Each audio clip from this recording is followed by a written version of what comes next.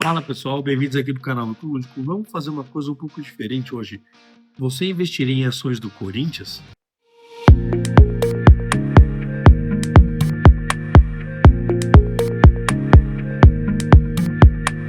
Não, calma aí, pessoal, não enlouqueci, tá? Tenho cara de bobo, mas não sou tão bobo assim. Não, o Corinthians não tem ações na B3, na Bolsa Brasileira, tá? Mas a gente tá pensando o seguinte, mostrar aqui para vocês. Nunca vi ninguém adentrar as finanças de clube de futebol de verdade. Essa história de transfer ban, sai transfer ban, entra transfer ban, como que o Corinthians consegue estar contratando se ele tá com uma dívida tão grande, o que que tá acontecendo? Eu achei que seria muito legal a gente estudar isso aqui juntos e a gente tentar entender o que está acontecendo, até para né, a gente entender melhor como as coisas funcionam e para poder falar melhor ou pior do Corinthians, ou entender melhor como o futebol brasileiro funciona.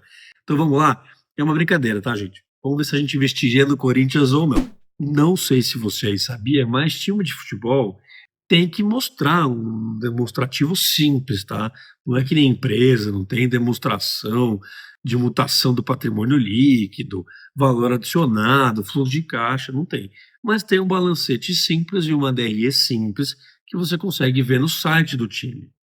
É, então, o que a gente pensou é analisar essas demonstrações com vocês e quebrando algumas coisas importantes e talvez desvendar o que está por trás das finanças do Corinthians, no caso aqui, e a gente brincar se a gente faria um valuation, se a gente compraria ações do Corinthians ou não. Vamos começar analisando o balanço, então, aqui do Corinthians e vamos ver o que, que isso aí vai nos dar, que surpresas a gente vai ter. A gente vai iniciar pelo circulante, tanto ativo quanto passivo, que é o de curto prazo. Curto prazo na economia, finanças, é em até um ano. Então, contas, dívidas que você tem que pagar em até um ano e dinheiro que você vai receber em até um ano também. O clube possui 1,6 bilhão em dívidas vencendo no curto prazo, o que representa 73,5% do passivo total, que é 2,21 bilhões de reais.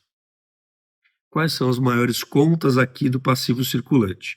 Fornecedores, obrigações e encargos sociais e empréstimos e financiamentos. A gente já pode ver aqui, pelo menos para mim, não sei, para você falar aqui nos comentários, faz o vídeo com a gente, ainda mais você que gosta de finanças e futebol, aí o match deu certo, né? Mas eu não imaginava, eu achei que talvez as dívidas fossem mais de longo prazo do que de curto prazo, me pegou despercebida uma informação que eu não tinha, e também não imaginava que fosse mais ou menos parelho, eu achava que empréstimo e financiamento ia ser ali grande parte dessa dívida, e parece que não é, né? Está parelho ali entre encargos sociais, os próprios empréstimos, fornecedores, né, que são as contas a pagar, enfim, parece equilibrado, achei interessante isso. Ou preocupante, não sei, a gente vai chegar nessa conclusão já já, vamos analisar mais aqui. O ativo circulante tem apenas 747,5 milhões em ativos circulantes. O clube não tem recursos para cobrir suas dívidas de curto prazo.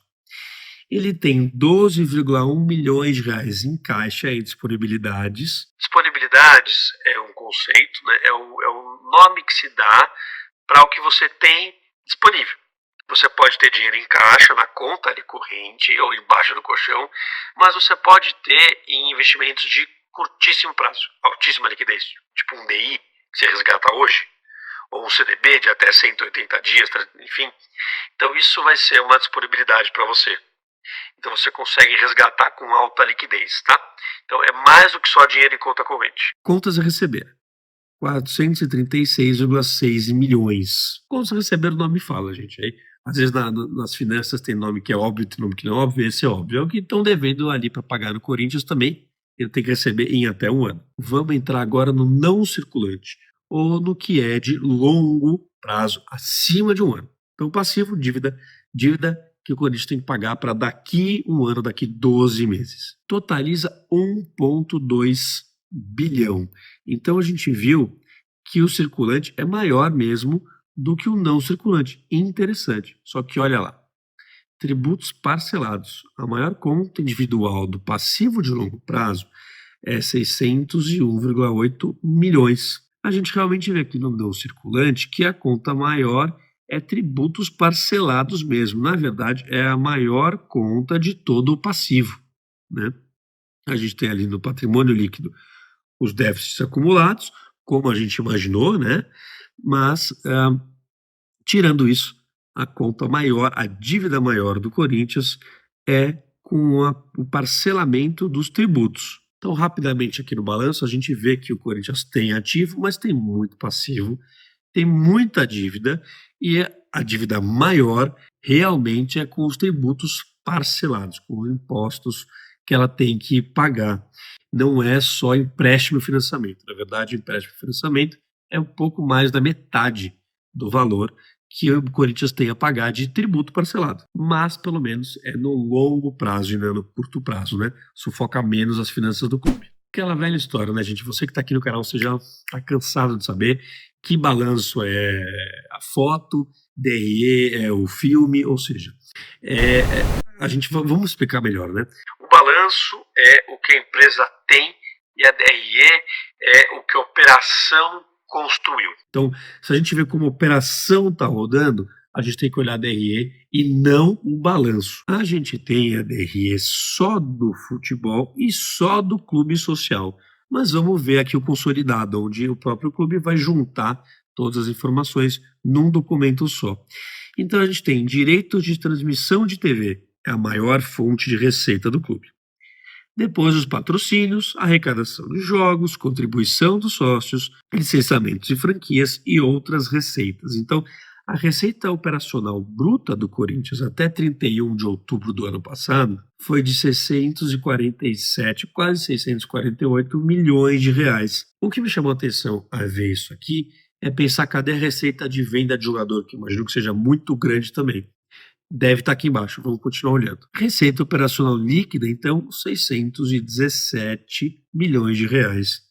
Aí a gente vai para as despesas. Despesa com pessoal, despesas gerais e administrativas, despesa com o futebol e jogos de esportes amadores, serviços de terceiros e rateio de despesas administrativas. Ok.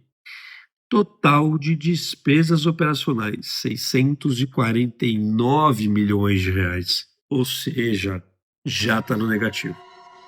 A empresa, ó, o Corinthians, fez suas receitas, pagou suas dívidas, não pagou ainda os juros e os impostos e tudo mais, e já está no prejuízo. E aqui a gente achou receitas com repasses de direitos federativos. Encontramos finalmente o valor de receita com venda de jogadores.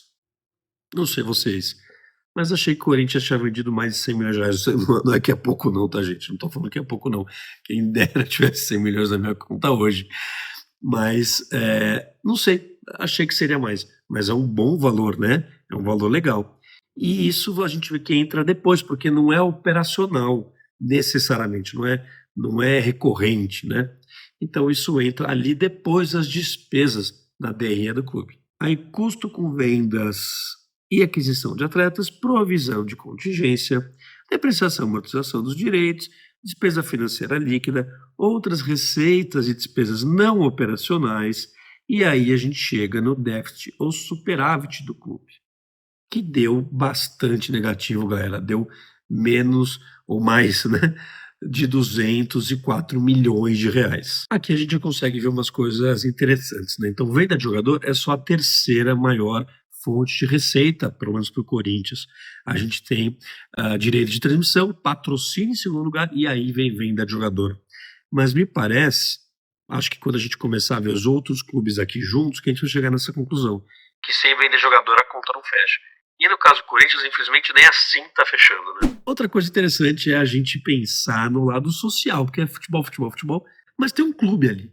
E eu achei interessante pegar algumas coisas aqui pra gente dar uma olhada. Vamos ver a DRE só do clube. Tem receita, né? Contribuições dos sócios, 25 milhões de reais. Mas vamos pular lá pro final, para total das despesas operacionais, 108 milhões de reais. Muito com salários e recuperação de despesas e depois gastos com os esportes amadores, jogos e tudo mais. Então, o futebol tem que pagar o futebol e o clube societário, né? A parte dos sócios, a parte do lazer, a parte dos esportes amadores. Mas eu não tinha parado para pensar nisso. Eu não achei que dava tanto gasto assim. Não sei você. Para a gente resumir essa parte de número, eu não vou ficar falando aqui que enche o saco, mas eu vou colocar na tela alguns indicadores que a gente usa na análise de empresa, que a gente já usou aqui no canal com vocês já viram, de liquidez, de rentabilidade, de endividamento, porque a gente está brincando em avaliar o Corinthians, né?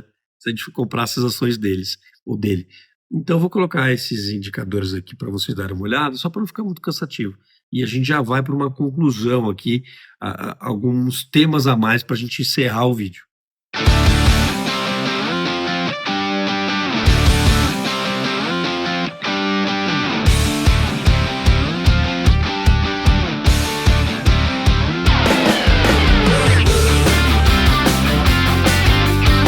A gente sabe o seguinte: está com pouca liquidez, está com liquidez corrente negativa, então as dívidas de curto prazo são maiores do que os ativos de curto prazo, está com um endividamento de curto prazo maior do que do longo, que também é ruim.